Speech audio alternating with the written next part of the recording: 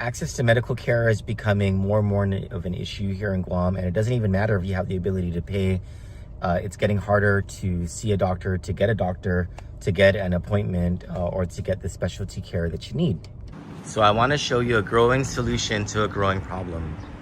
They're going to go out of their way to help find you a solution. And they've been growing their clinical services. Aside from this place looking and feeling homely, like this is their waiting area. Like, I don't think that people really understand that they do full clinical services here. Like, this is one of their clinical rooms. Look how nice it is. You get your vision exam here. So do you need to see an OBGYN, get family medicine done, internal medicine done? This is all stuff that's done here at the Total Guam Foundation. And just to tell you again, this place is not for profit. This is the psychologist's office. Yes, they have a psychology department. They also do psychiatry. It's an entire mental health department that they have here on top of all the other clinical services that they provide. If you need medical care, if you're having problems getting a doctor, getting an appointment, call the Todu Guam Foundation at 649-TODU or 649-8638. Good morning and welcome to this new week. I hope you are as grateful as I am for the opportunity to be a part of this new week. Thanks be to God. I'll be completely honest with you. I am not as excited today, and maybe that will show. I'm not sure. I'm trying to be as pumped up as possible about this first day of the new week, right? But I didn't really have, and for all the right reasons, I did not have a full day off yesterday. It's kind of like going from place to place, and it was a beautiful day. My Johnny Rosario and my best friend Vanessa Navarro, her daughter, the former Isa Tainatongo, got married to Noah Duenas. They had a beautiful wedding. But yeah, and I know there was a funeral I was supposed to go to yesterday. I wasn't able to because I had to do some work in the morning. And I will, Maria, my friend, I will give you the chinchuli for that. I'm sorry that I was not able to make your mom's funeral. But my name is Troy Torres, and this is the first day of the week for me, for many of you as well.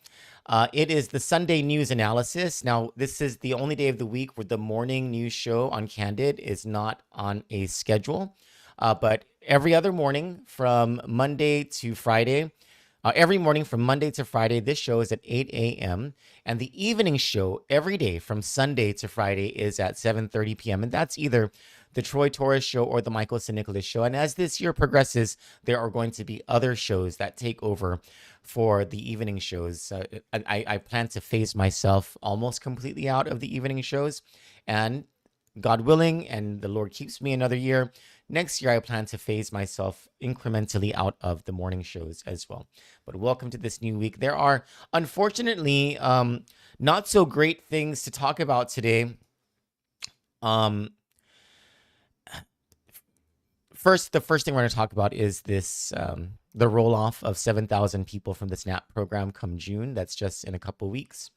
The second thing we're going to talk about is a damage assessment that numbers that Governor Leon Guerrero provided in an interview with Joe Taitano of the PDN.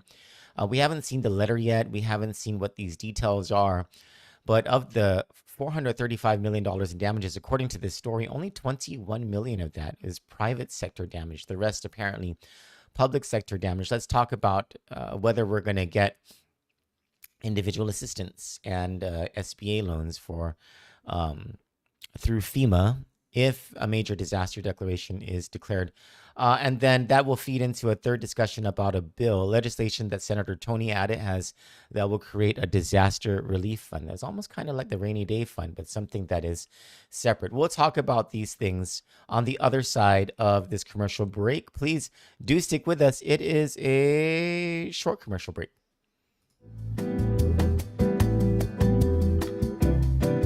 Good Morning Show with Troy Torres is brought to you by 76 Circle K Guam.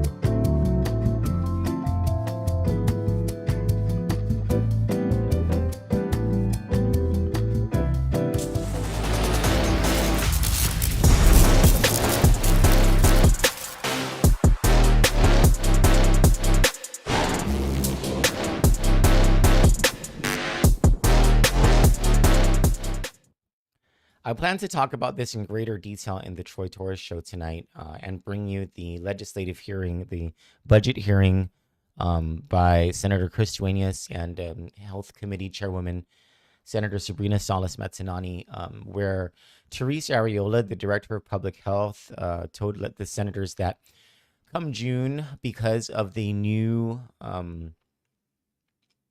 rules that were largely, well, lopsidedly national Republican initiated. I think this was through the so-called One Big Beautiful Bill, the Trump domestic agenda that significantly changed how several things are done domestically, including how food stamps are given out, are qualified for. And because of these changes, there are essentially changes to work requirements. Some 7,000 people will fall off of the food stamps rules. I asked for clarification from Senator Sabrina Salas Matsinani whether it's 7,000 people or 7,000 households, because that's a very big difference. But I think it's 7,000 people. I don't think it's 7,000 households. And I was looking this up, right? Like, what is this change, and how? Not how is it affecting people, but how are these changes being made, right? Or like, what are these changes to the rules? And so, okay, here are the general work requirements. If you are, this is according to U.S. Department of Agriculture, from which the Supplemental Nutrition Assistance Program, otherwise we call it food stamps, through which that program is funded and is sent over to the several states and the territories administered through our local offices, right? In the government of Guam, it's Department of Public Health and Social Services through the Division of Public Welfare. According to USDA, under general work requirements, if you are between the ages of 16 and 59 and able to work, you will probably need to meet general work requirements to get SNAP benefits. This includes registering for work, participating in the SNAP employment and training or work fair, if assigned by your state SNAP agency, taking a suitable job if offered, and not voluntarily quitting a job or reducing your work hours below 30 a week without a good reason. You are excused from the general work requirements if you are any one of these things. One, already working at least 30 hours a week or earning wages at least equal to the federal minimum wage multiplied by 30 hours. Two, and the local minimum wage is higher than the federal minimum wage, by the way. Two, meeting work requirements for another program like TANF or unemployment compensation. So I looked that up. Like, what are the work requirements for TANF and unemployment compensation? And generally, there are weekly hour requirements for TANF. If you are a single parent family, you are required to work 30 hours a week usually, or 20 hours if the youngest child is under 6 years old. If you are a two-parent family, it usually means working 35 hours per week or 55 hours if receiving federally funded childcare assistance. And then there are qualifying activities. They include, regular unsubsidized employment, subsidized employment, on-the-job training, job search and readiness classes, vocational educational training, and community service. So there's a great degree of leeway here. There are exemptions. Often they include individuals caring for an incapacitated family member.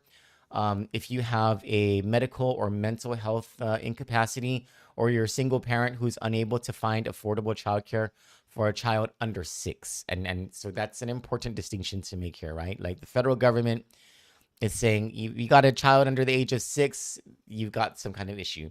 You have a child who's 8 years old or 9 years, still issues, right? Like, the federal government is saying, no, that's not a thing anymore. For unemployment compensation, which doesn't apply on Guam, that's a whole, there's, actively seeking work, availability and ability, a work search log, all that stuff, right?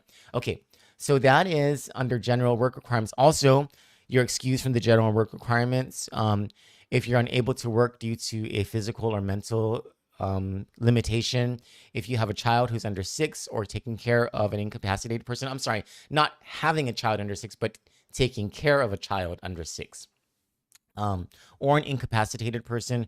If you're participating regularly in an alcohol or drug treatment program, that's another excuse from the general work requirement, or if you're studying in school or a training program at least half the time, but college students are subject to other eligibility rules. Now,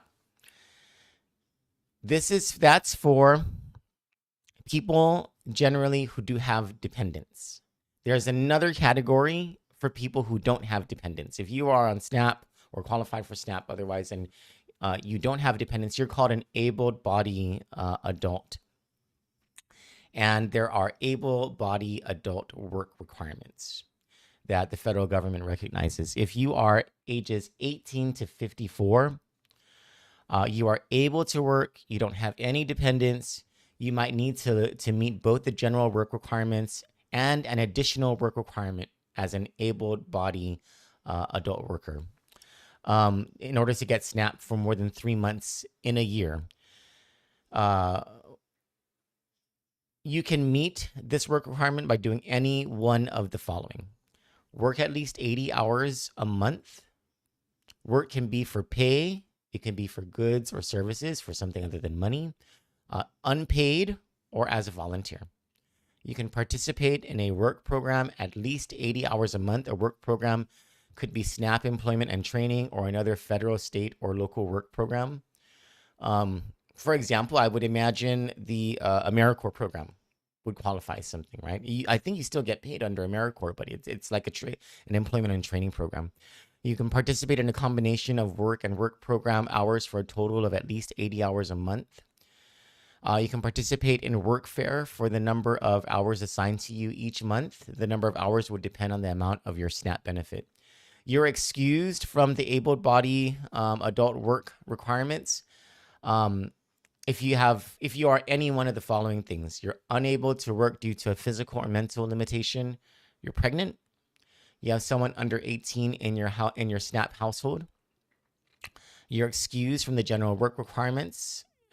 If you are a veteran experiencing homelessness, age 24 or younger, and in foster care on your 18th birthday. Now, I was curious about this. So this comes straight out of the USDA website. That's all the information from USDA, right? But according to the story in the PDN, it's a little different.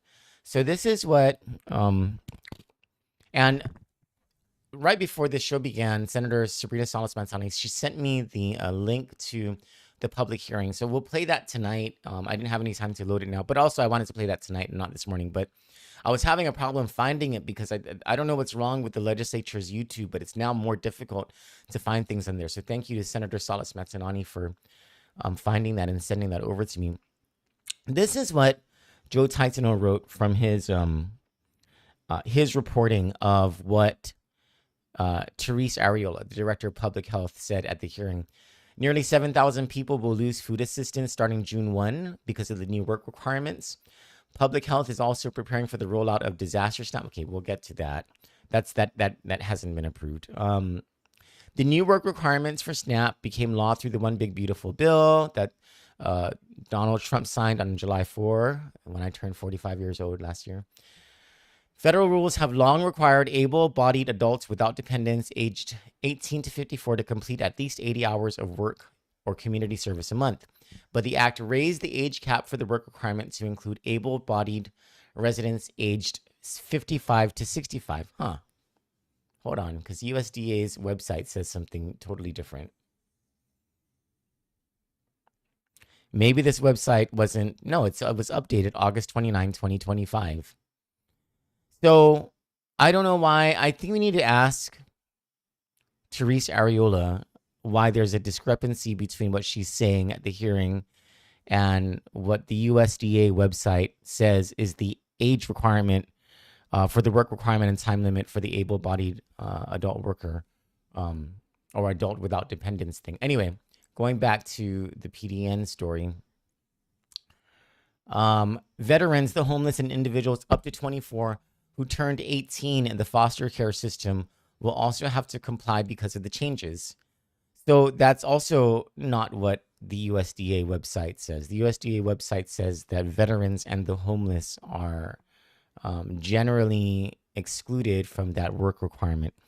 The valid age for a dependent, we need to clarify this, is very important. The valid age for a dependent child was also lowered from under 18 to under 14. Again, that's not what the USDA website says, according to its update as of August 29, 2025. Arreola said 36,390 residents on Guam are currently receiving SNAP. Of that number, 19,277 are identified as able-bodied under the work requirements that will take effect on June 1. The number of clients that will drop off from SNAP because of this implementation of federal law is 6,956, Arreola said. Another 12,321 able-bodied SNAP recipients will comply with the new work requirements, Arreola said, by providing proof that they are doing 80 hours of either paid or volunteer work per month, or by getting an exemption from their doctor. She said the average household impact by the new work rules will lose $439 a month. The impact on Guam's economy will be about $3 million. That's a month, as people stop getting benefits they could use to buy groceries. I'm going to stop right there. From a purely economic standpoint, losing $3 million a month, that's $36 million a year. That's not going to be devastating for the economy, but I'll tell you this, the grocery stores are going to feel that. And when you're talking about people, especially people who don't have transportation, who are on SNAP, the ones and who are part of this category, they get about $400 some a month, right? These are the ones who generally shop. They don't shop at your bigger stores unless they live close to Payless or cost you less, or those bigger markets, right? They're the ones who will shop at the mom and pop stores where things are a little more expensive, but it's where they go because they don't have a car. They don't have a ride all the time to go to the grocery store, and they're going to purchase little bits at a time rather than in bulk, which makes things cheaper, right? And so it's these mom and pop stores that are really going to feel this. In my theory, it's the mom and pop stores who are really going to feel this, right? So first of all, taking $3 million out of the economy, let's just say all of them find work, right? And they're able to spend that $3 million and make up for that at the grocery stores. Where's the $3 million going to come from? Like, there's got to be an inflow, because there's an inflow of that currently through the SNAP program, right? The feds send that money into Guam. They put them in the SNAP cards or whatever, right? And so that's how people are able to spend that money. If these people get jobs, they'll be able to spend the money, sure, but who's going to supply that additional $3 million a month? Is it going to be an increase in tourism activity, an inflow of money from the military buildup that somehow trickles down into and makes it so that these people are able to have that additional $3 million so that they can make these payments for their own food and all this stuff, right? So there's that. But what I'm wondering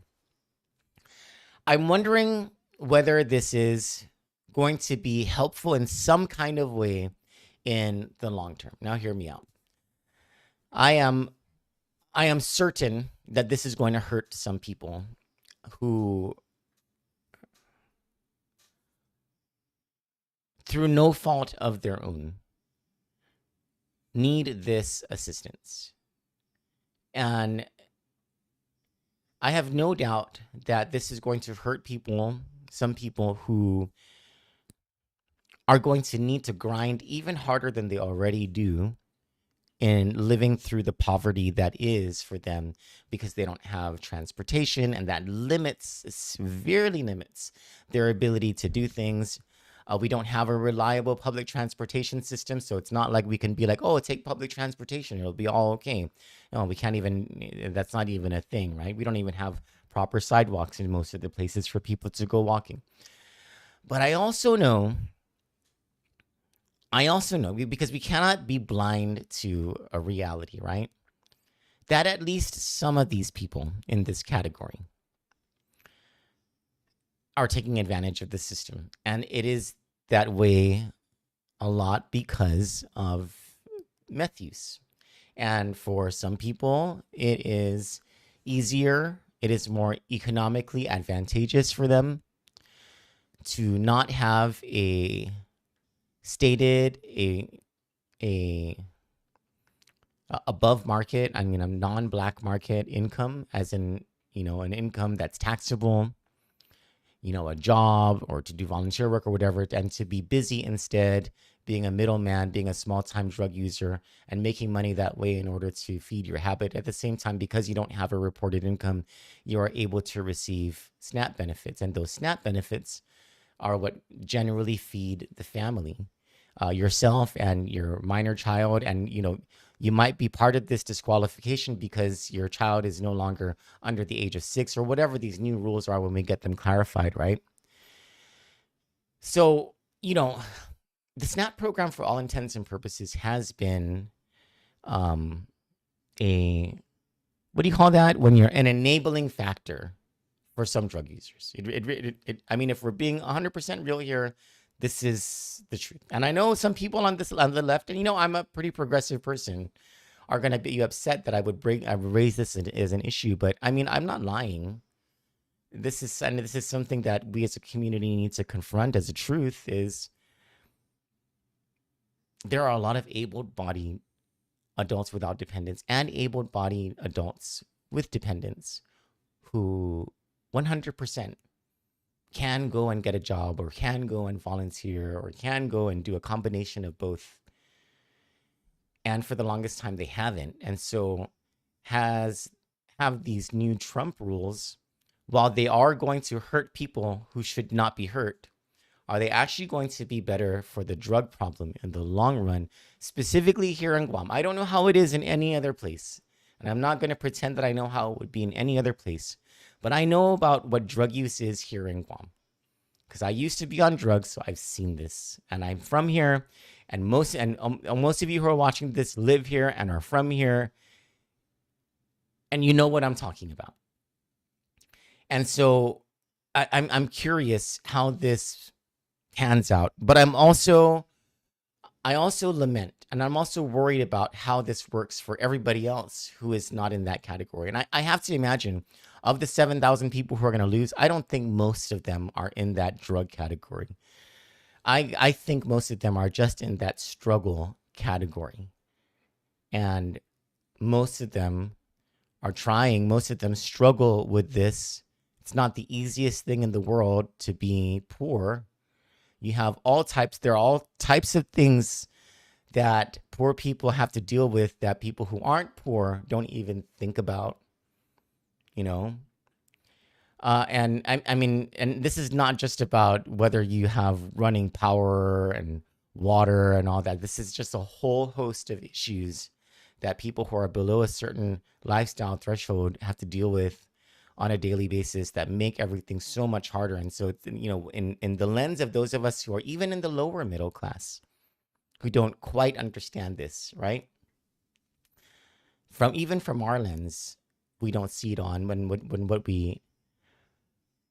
we consider when we talk about policies like this. It doesn't register in our minds the sorts of things that people who are poorer than us actually have to deal with.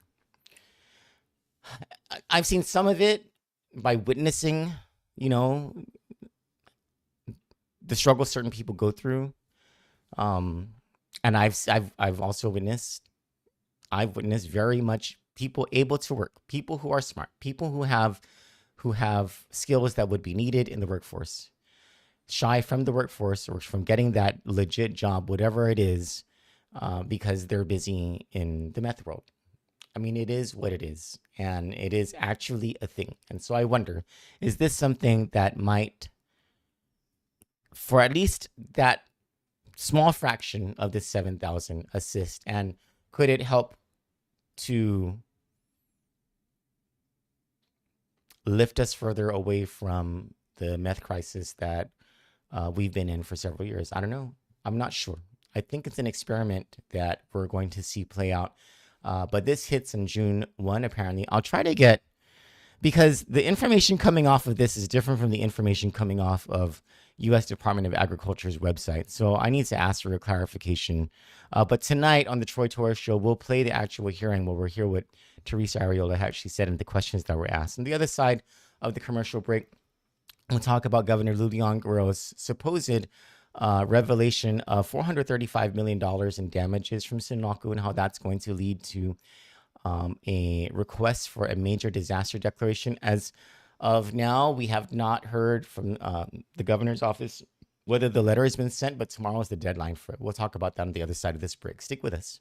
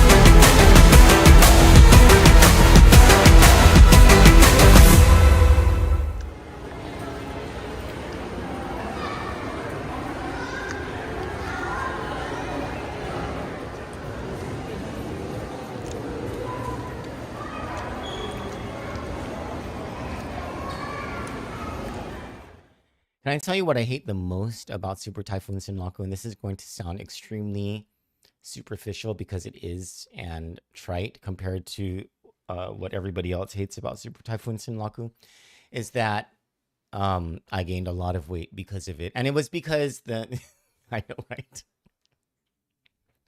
It's a terrible thing to say, but it's the truth. I mean, this is what, so, all right. The power went out, right, as Sinlaku was making its approach. And that meant that, and for the next several days, I didn't have power. And so that meant that the chicken and all that, like I couldn't do that. And also I was stressed. I was working all the time. And when I stress eat. And, you know, I was eating the chips and the cookies and whatever I could get my hands on because the refrigerator wasn't, there was no power. And it's just, it is what it is, right? And I gained a lot of weight. And it's very difficult for people like me to lose weight when you gain it. And so that is, it's, however, apparently, according to Guam Governor Leon Guerrero, there was much more damage than that was done. She says in a story by Joe Tyson II in the PDN, this published on Friday, this was not something that the governor's office put out individually. We had been asking for what is the damage assessment, right? Can we just put our memory caps back on? So in the past, you know, whether it was Malwar or Chataan, Pongsona,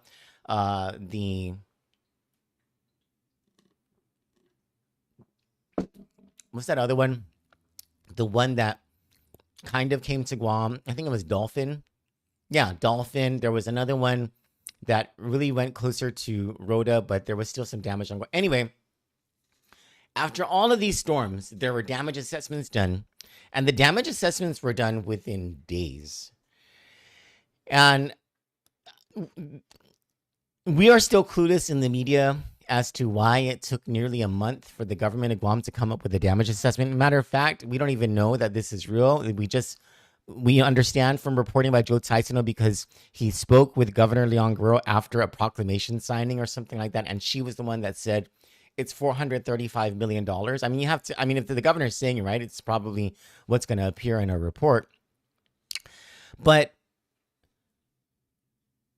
why did it take so long to get that damage assessment? I mean, it's not even like, I think we can all objectively agree that Malwar, that was bad. And we had a damage assessment pretty darn quick. And we had, and granted, the damage done then is worse than it, at least for families and regular people, it was worse, right? But we got a major disaster declaration on the very day that we sent the letter, and the letter was sent the same day that the typhoon left. And so why the heck has it taken this long to come up with the damage assessment in Guam? What is going on, right? But also, can we get more information about this? Because according to this story, only $21.5 million of this $435 million in damage is private sector damage. And no, there's no information coming from the governor about like the number of homes that lost roofs or had roofs that sustained damage such that major repairs were needed. No no information on the number of homes that were completely destroyed, partially destroyed. People who were displaced became homeless because of this, and people who needed to seek shelter outside the tier 1 and tier 2 shelters. There's nothing like that, or any businesses that were destroyed. All it says is $21.5 million in private sector damage. But she says $435 million in total, and it's mostly damage to public infrastructure, including the coastline along Route 1, which was especially hit hard. And I'm trying to figure out what that is, right? And I mean, I don't know how much it costs to, or what sort of protocols are involved to move those big boulders. I have to imagine, because we're talking about a coastline here, there's a certain type of there's a certain type of way to repatriate. Is that even the right word? I'm not sure. I used it because it sounded kind of smart. To put back the rocks and the sand, right? So that you're not damaging ecosystems further.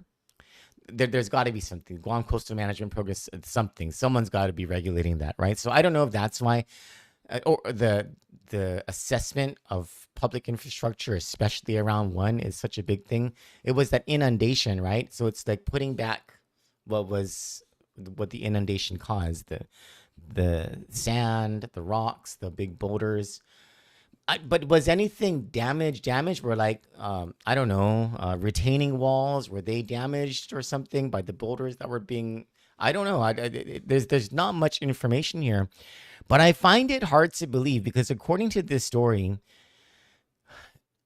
Malwar damage was at $367 million. And like a lot of things were damaged during Malwar. Matter of fact, the place that I used to stay at in Barragata, like the house next door, the roof came off, my poor neighbors. And parts of the place that I lived sustained some major damage as well. Thankfully, the roof didn't come off. And now those places are either demolished or scheduled to be demolished or something. So that was just a little place in Barragata, right? Think about all of the other places throughout this island where people lost homes, like or roofs, or there was just tremendous damage, cars that were lost. $367 million, and the governor is saying, at least to Joe Taitsino in this interview, that there was $435 million worth of damage. And so according to her, and according to John Ryan, also her communications director, who some time ago said that the damage that was sustained definitely goes over the threshold in order to qualify for a major disaster declaration. We still don't know what that threshold is. No one's told us what that number is, but apparently 435 million is above that threshold. So now the governor is going, she said that a letter already was prepared and she was going to sign it. This was as of her Friday interview with Joe Taitsino, that she was going to sign this thing and send it off to the president. And then she says from there, it's up to the president. And that's true. And she said that there's no deadline for FEMA and the president to review the request. That's also true. But what also is true is that in everyone's memory of every previous storm, at least in modern history,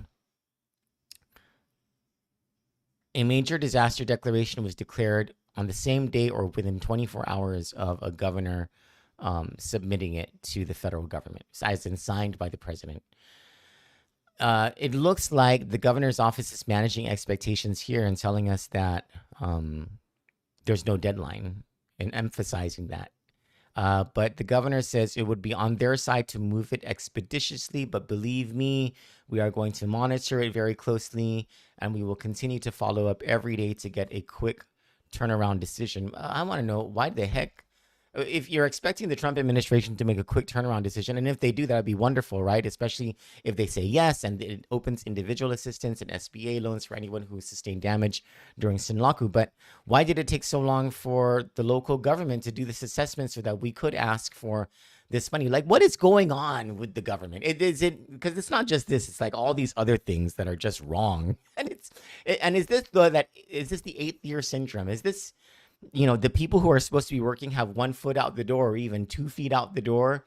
Because and I suppose this shouldn't come as a surprise, because this happens every 8th year. But you know what? Do you remember in the 8th year of Carl Gutierrez? And that guy was, I mean, he was almost thrown out of office by the legislature. He was getting battered, like one oversight hearing and an investigation after another. And then Super Typhoon Chataan comes in July of 2002, his final year in office. He had less than 6 months left. And that guy worked like a horse on, like himself, his entire administration, and he himself worked like a horse on typhoon recovery. And then, some people might say, oh, it's because his wife was running for governor and he needed to show the people that he was, that they actually cared.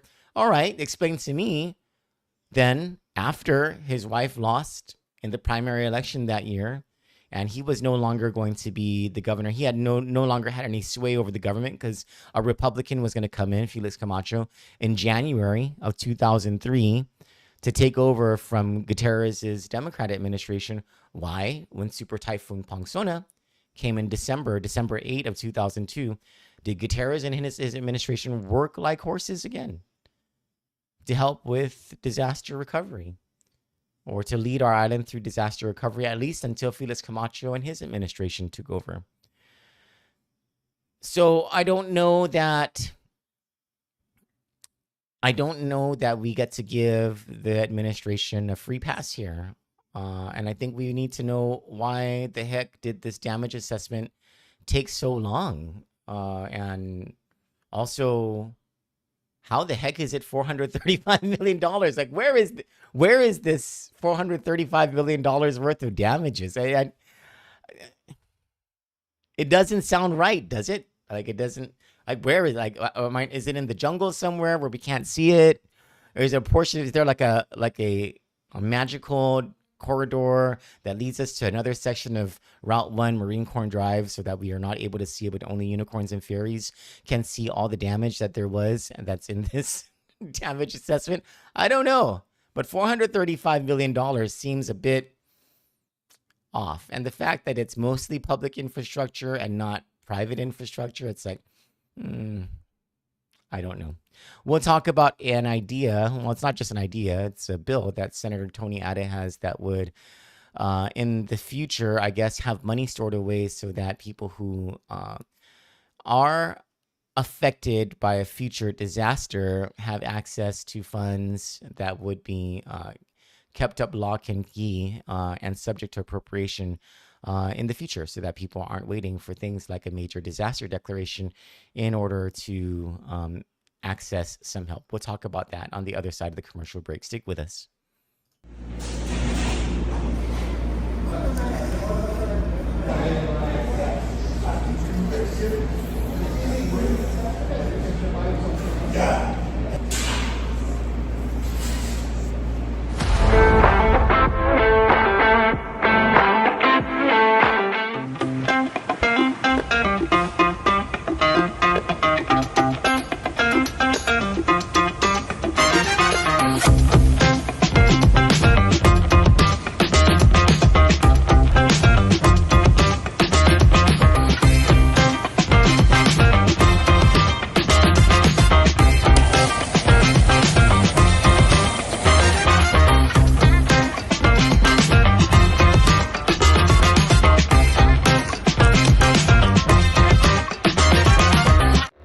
We delivered. Guam AutoSpot is extending our overstock sell-off with the hottest deals on island, like our 2025 GMC Canyon with $4,000 off. Or slide into a brand new Mitsubishi Eclipse Cross, starting at just $24,995. September is your chance to drive big and save even bigger. Visit us today or get pre-approved online at guamautospot.com or call 478-AUTO. Guam AutoSpot, where the savings never stop.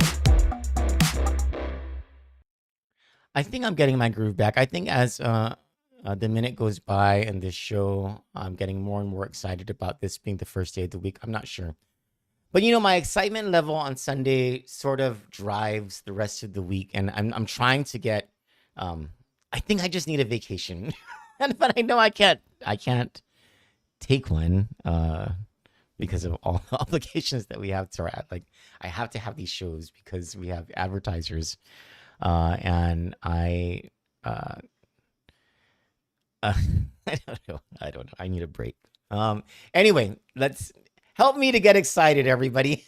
I'm trying to pump myself up here. Anyway, so Senator Tony Atta has this bill, and it is to create a disaster relief fund. And I mean, I want to start with, it's kind of incredible that the government of Guam doesn't already have a disaster relief fund, considering how prone we are to especially natural, but also man-made disasters. And I want to say that this idea was brought up before. Like, it had to have been, it had to have been a smart legislator, because we've had, man, have we had some dumb senators. But it must have been someone like B.J. Cruz or Ben Pangilinan or Mike St. Nicholas or Therese Terlahi, someone, right, who in the past was like, hey, let's have a disaster relief fund. Like, I'm remembering this. I'm remembering that someone said this during the Calvo administration. I just cannot remember. But you would think, especially after the double whammies that we had in 2002 with Chatsaan and Pangsona, that at some point after that, because it took a long time for the government of Guam to get on its feet financially. So by the time the Calvo administration came around, because you cannot put this on Camacho. Camacho had to deal with the worst financial situation in government history occurred at the start of the Camacho administration, and he was the one who inherited it from the Gutierrez administration, and then he spent 8 years trying to fix that, and it just, he could never catch up because of the earned income credit, tax refunds, all this different stuff, and also just the Camacho administration and the legislature at the time did not have the political willpower to do what was necessary in order to rein things in, and so, this really is something that the Calvo administration should have done. This is something that should have been like, over the last 16 years, over the last 15 years, something that, oh, hey, Mike's online. Mike St. Nicholas says, if it is, the working age population is 194,000. You guys are talking about the unemployment thing. So I'm surprised. Mike, can you help refresh my memory? Like, there was someone who suggested this before, a disaster relief fund. And I don't know why it has never been done, except of course for, like, senators don't have an appetite to put away 1% in revenues, especially if they're keeping to conservative revenue projection figures. That means you give up 1% in appropriations. And to put that into context, if the general fund is set to bring in $800 million, that means if you make a law that says put away 1%, that means you have to put away $8 million from that $800 million that is no longer available for appropriation. $8 million in the context of political appropriations, transactionalism, and the bear that is politics, or the bull that is politics, is a lot of votes. $8 million means a whole lot, can mean a whole lot to a whole lot of people. And so I have to imagine that forcing the legislature to put $8 million away per year until the fund reaches $50 million in capacity is a political sacrifice. But so it's something that Senator Tony Atta is suggesting that can be done. Now, it doesn't automatically mean that he has the political willpower here. It means so far that he's grabbed a very good headline in making it appear like he is the person in the legislature who is thinking ahead, which is a good first step. I'm not taking anything away from him. The next thing I want to know, aside from whether this bill will pass, whether Senator Atta will do the work needed to get at least 10 people, because the governor might veto it, right? So you always try to get at least 10 solid people to say yes to this. What will tell me whether this is something that's serious is if this provision and this appropriation of $8 million into a disaster relief fund is created and appropriated inside the fiscal year 2027 budget. As both a writer on the bill itself that would codify this, of course, having a public hearing and all that stuff, right? Like, what reasonable person is going to say, no, we should not have a disaster relief fund? In fact, I think even the auditors and the accountants would say that this is necessary to do, because you should not treat the rainy day fund as something that fits this purpose of a disaster relief fund. It's a rainy day fund is for something completely different than a disaster relief fund. And so, and to be clear, this is what the legislature, this is what Senator Ada wants the funds to be used for. It's bill number 319. It's to provide relief and assistance to residents affected by a local or federal declaration of disaster or emergency, including but not limited to temporary housing, food, water, and essential supplies. It's to fund disaster response and recovery activities, including debris removal, emergency protective measures, and restoration support for essential services. It's to support costs necessary to meet local matching requirements for federally declared disaster assistance programs and other necessary expenses directly related to disaster response and relief arising from a declared disaster or emergency as determined by law. And what I appreciate about this bill is that it does not make the money automatically available to whoever the governor is. It makes it subject to legislative appropriation. So the governor will still have to, whoever the governor is, will still have to prove to the legislature that there is a need and explain to the legislature what the money will be used for. So that's a wonderful thing, right? I don't see how this is, to a reasonable person, a bad bill or something that should not be passed. In fact, it's such a good bill that I wonder whether it will be passed. Because again, taking $8 million out of the revenue stream that could be used toward appropriations that would help incumbent senators to get more votes for whatever else they wanted to Christmas tree that $8 million with. I mean, that's a political sacrifice. Now, the test of whether this is more than words and more than just a headline grab is, do they put this into the fiscal year 2027 budget? We shall see. But otherwise, good job, Senator Tony Ada. That is a great freaking idea. That's all that I have for today. I got to get ready for church.